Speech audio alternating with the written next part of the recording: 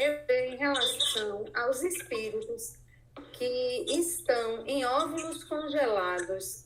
Você sabe alguma notícia?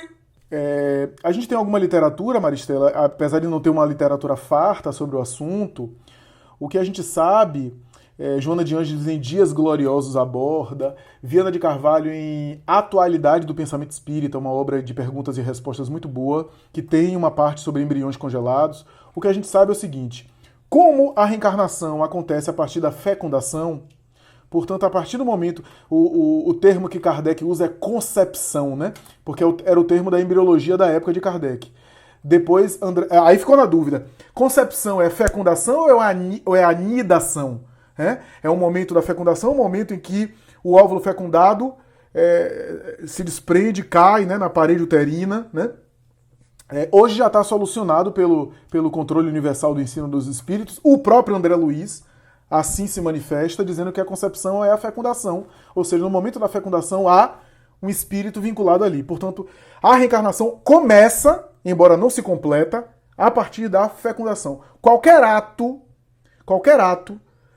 que queira eliminar o produto após a fecundação é considerado abortivo. Então, por exemplo, do ponto de vista de Joana de Ângeles e dos espíritos, pílula do dia seguinte, por exemplo, é legal, na legislação é legal, mas do ponto de vista espírita não é recomendado. Existe a possibilidade de abortar, porque se existe a fecundação, o espírito se liga no momento da fecundação, o que acontece depois é aborto, né?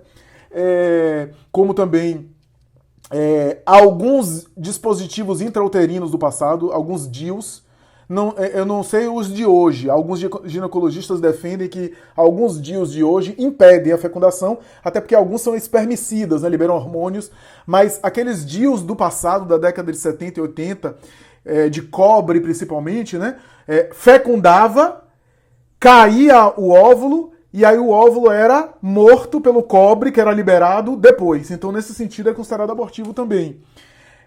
Os embriões, como é um produto da fecundação, considera-se que existe um espírito ali, a possibilidade, né? Nem todo embrião tem espírito, claro. Kardec já havia abordado isso. Mas existe a possibilidade de haver um espírito ali.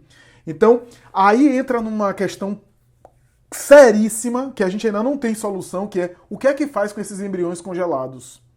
Divaldo certa vez respondeu isso dizendo o seguinte, que os benfeitores espirituais disseram a ele que boa parte dos espíritos ligados a esses embriões são espíritos de ex-suicidas, espíritos que no passado se comprometeram com a vida, que têm débitos pesados e escolheram voluntariamente se oferecer à ciência assim, estando ali presos àquele embrião, ligados àquele embrião, para resgatarem os seus equívocos ali, porque estão limitados, mas que a gente deveria cuidar daqueles embriões. Aí perguntaram a ele o que fazer. Ele disse: nós não temos resposta ainda, mas é necessário aguardar que a ciência encontre um caminho para isso que a gente não tem ainda em relação a isso. Mas existe a possibilidade de haver ali um espírito. Ah, não é vida nenhuma. É que nem a semente. Pega a semente e plante para ver se não dá.